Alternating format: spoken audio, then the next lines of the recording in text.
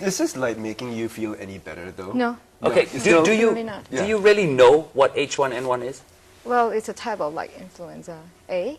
Okay. It's a subtype and influenza A, and yeah, it's between like it's swine and the bird. You know, it's a mixed genotype. You see, no one's really quite sure what's of going what's on, what. yeah, and how's the transmission? If it's like because it's so new, Yeah. so which is why like, my question is that why since it's so new, why are people like so relaxed about it? Because we're not too sure what's going to happen. Like even with SARS, initially we thought just another simple. Are you thinking of pulling your kids out of preschool or something? No, like because the thing is that the school is taking quite adequate measures. I mean, although the temperature taking is not like adequate, I think, because you're already infectious even before the fever comes in. Right.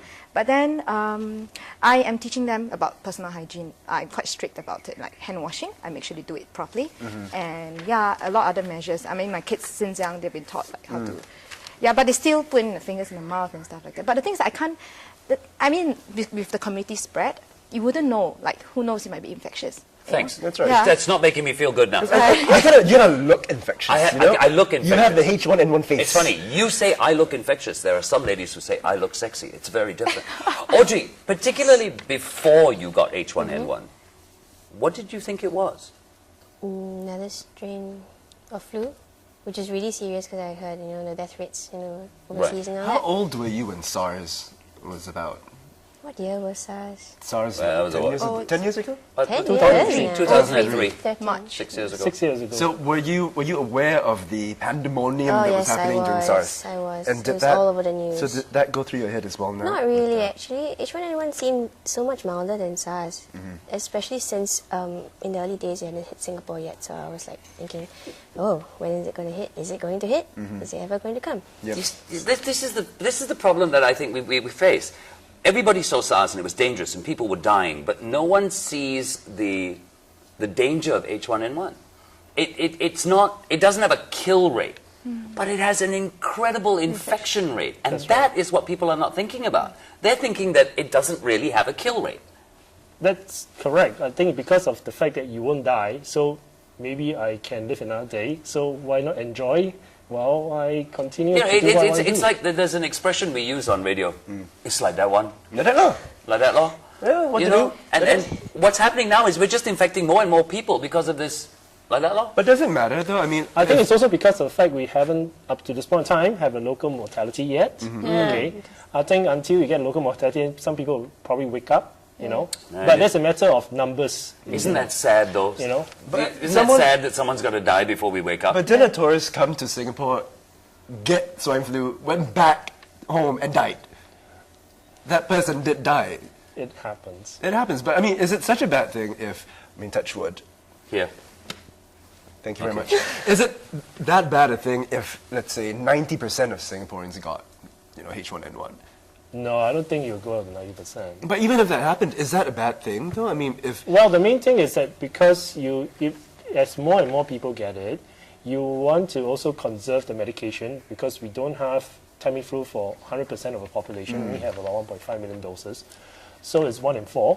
And therefore, you want to make sure we ration, to the appropriate people, which will be, like I mentioned, people who are elderly, young, pregnant, the real sick, because they are the one who's going to, so far you look at the patients who have died, they have concomitant disease, that they have obesity, they have Diabetes, heart problems. Yes. Asthma. Sorry, I hesitated obesity because I think none of you are at risk of this.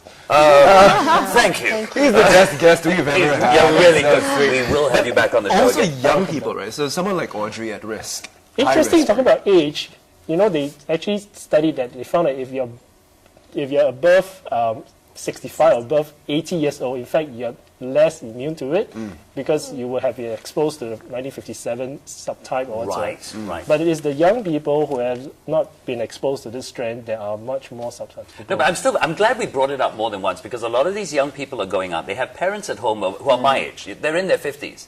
And they're not thinking of bringing it back. That's what I feel. I feel they're not thinking. But having said that, there are a whole group of young people out there who are very worried about this. We spoke earlier to a young lady who is in Polytechnic. Obviously, she's going to remain anonymous because Polytechnic students have been told not to speak to the media. So for want of a name, we're going to name her Edie. This is what Edie had to say. What we have to do is every single morning, we have to whip out our thermometers. We have to flash it in front of this whole bunch of security guards. And the security is quite tight. It's this whole thing where if you don't have a thermometer, I'm sorry, you have to go. I don't really care if you're living in Pasir Ris. I don't really care if you're living wherever. You just have to go back home just because you don't have a thermometer.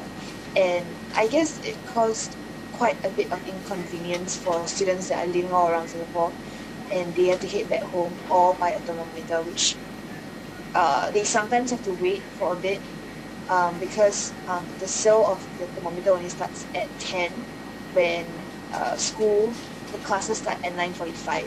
So we missed that single bit of 15 minutes, but in a way it affects the students' rate because when you're late, the school has this rule of minusing your grades in a way by 0.5. So if let's say on a day, let's say you get an A, you actually get a B just because you're out buying a thermometer. They have this very subtle, like uncomfortable silence when I tell them that I'm from RP. I am not sure if because like perhaps like just speaking to them they might easily contract H1N1 at all, but they are very, very wary. There are a few that are actually telling me and in fact pushing us students to something that is like to have the school to close down. But then again, the school has the reasoning was that if I were to close the school down, then how long again must I open the school?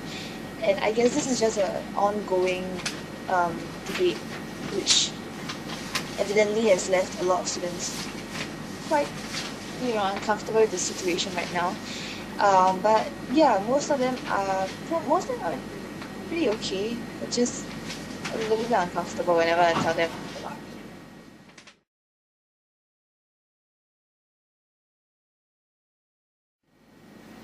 The most important lesson I've learned from H1N1 is probably that it's so easily contagious. Like it's so contagious that you wouldn't know if one day you might just get it. You wouldn't know because it is like a I don't know. It's so hard to detect in a way because the flu season is around, and you don't know if you're having the flu. But at the same time, it's also good to practice good personal hygiene where we, washing hands will also decrease the chances of you getting H1N1 and being quarantined and stuff like that. So I guess the only thing that I can take away from H1N1 is that we should not ever like belittle the possible consequence of not taking your personal hygiene seriously. I have never once come across students who wanted to go to school as much. I mean, well, you see, it is that particular polytechnic. They work very, very hard out there. it is, but you gotta wonder how much of it is wanting convenience as well. Like complaining about, oh, I don't have my thermometer, I have to go back home to get it. How much of it is convenience versus like social responsibility? I don't know. We have to ask her again. Yeah, but here's a newspaper report on what happened to this H1N1 patient okay, who has recovered. Yeah. This is in the newspaper. I'm not making this up. It was like a scene from a scary movie, walking towards a hospital ward with a masked cleaner mopping away his every footstep and nurses shouting for others to stay well away. As the affected Polytechnic student passed through, groups of people parted frantically and shopkeepers pulled their blinds down in an attempt to keep the bug out. Well, I'm thinking... Besides the fact that this is very highly irresponsible journalism, right? This is fiction, for God's sake. But the whole thing about people partying, I mean, the person should have just thought, hey, I feel like Moses. But did the person have no, H1N1 I feel like Moses, everybody parts. I don't... At least you don't have to line up for anything. Well, that's true.